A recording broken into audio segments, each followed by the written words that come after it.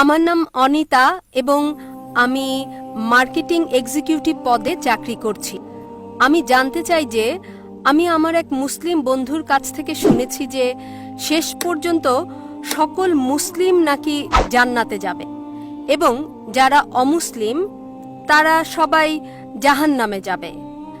তো আমি এই বিষয়ের ব্যাখ্যা জানতে চাচ্ছি। আমি জানতাম যে প্রত্যেকের চূড়ান্ত যে ফয়সালা হয় তা নিজের কর্মের ওপর হয়। তো আমি এ বিষয় সম্পর্কে সঠিক ব্যাখ্যা চাই যে সকল মুসলিম জান্নাতে যাবে এবং অমুসলিম যাবে জাহান্নামে। যদি সবাই তারা ভালো কাজ করে, যদি অমুসলিম ভালো কাজ করে, তাহলে কেন তারা জাহান্নামে যাবে? বোন সুন্দর প্রশ্ন করেছেন যে ওনার এক বান্ধবী বলেছেন যে যারা মুসলমান তারা আখিরাতে জান্নাতে যাবে, অমুসলিমরা যাবে দোজখে। মুসলিম মানে সে যে শান্তি অর্জন করে আল্লাহ সুবহানাহু ওয়া তাআলার নিয়ম অনুযায়ী চলে, কোরআন ও হাদিসের অনুসরণ করে, তাকে বলে সঠিক মুসলিম। এটা একেবারে সঠিক যে কর্মগতভাবে যে সঠিক মুসলমান সে ইনশাল্লাহ জান্নাতে যাবে।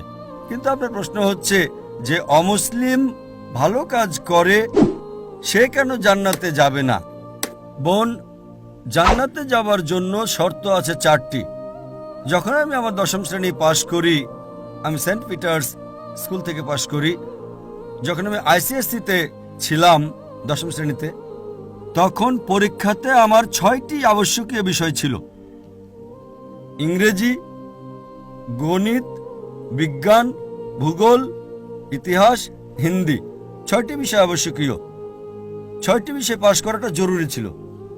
একইভাবে মানুষকে জান্নাতে যেতে হলে 4টি শর্ত রয়েছে। তা লেখা আছে সূরা আল আসরে, সূরা নম্বর 103, আয়াত নম্বর 1, 2, 3, যাতে আল্লাহ তাআলা বলেন, ওয়াল আসর ইন্নাল ইনসানা লাফি খুসর ইল্লাল্লাযিনা আমানু ওয়া আমিলুস সলিহাতি ওয়া তাওয়াসাউ বিল হক ওয়া তাওয়াসাউ বিস সবর। আল্লাহ সুবহানাহু ওয়া তাআলা শপথ করছেন সময়ের, আসরের।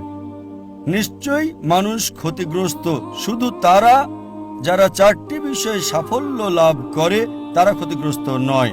আর সে 4টি বিষয়: ঈমান, নেক আমল, মানুষকে সত্যের উপদেশ দেওয়া ও ধৈর্যের উপদেশ দেওয়া। যেভাবে আমাকে 10ম শ্রেণী পাশ করার জন্য 6টি বিষয় পাশ করাটা ঠিক জরুরি ছিল। যেমন ধরেন, যদি আমি অঙ্ক, ইংরেজি, ইতিহাস, ভূগোল, বিজ্ঞানে 99% নাম্বার পাই, 99%,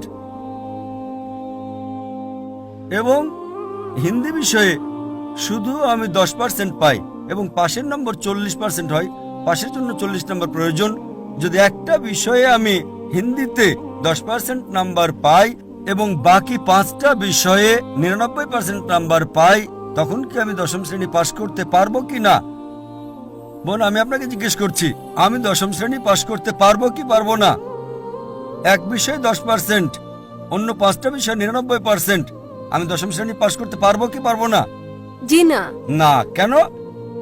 যেহেতু আমি হিন্দি বিষয়ে 10% নাম্বার পেয়েছি, হোক অন্যগুলোতে 99%, হিন্দিতে 10 নাম্বার ফেল। ওই রকম ভাবে জান্নাতে যেতে হলে সূরা আল আসর অনুযায়ী 4টি বিষয় জরুরি: ঈমান, নেক আমল, যেমনটা আপনি বলেছেন, ওয়া তাওয়াসাউ বিল হক, মানুষকে সত্যের পথে ডাকা, ওয়া তাওয়াসাউ বিস সবর, মানুষকে ধৈর্যের উপদেশ দেওয়া। 4টি বিষয় হচ্ছে জরুরি। এই 4টি বিষয়ের মধ্যে যদি একটিও বাদ চলে যায়, বিদ্যমান না থাকে, যদি আপনি একটি বিষয় ফেল করে থাকেন, আপনি জান্নাতে যেতে পারবেন না। যদি আপনি বলেন যে আপনি খুব ভালো মানুষ, আমলের দিকে আপনি খুব ভালো আমল করেন, ধরে নিলাম যে আপনি 99 নম্বর পেয়েছেন আমলে, 99, কিন্তু ঈমানে তো ফেল করেছেন। আপনি এটা মানেন না যে আল্লাহ এক এবং মুহাম্মদ সাল্লাল্লাহু আলাইহি ওয়াসাল্লাম শেষ পয়গম্বর, যা সকল ধর্মগ্রন্থের মধ্যে লেখা আছে। তো আপনি ঈমানে ফেল।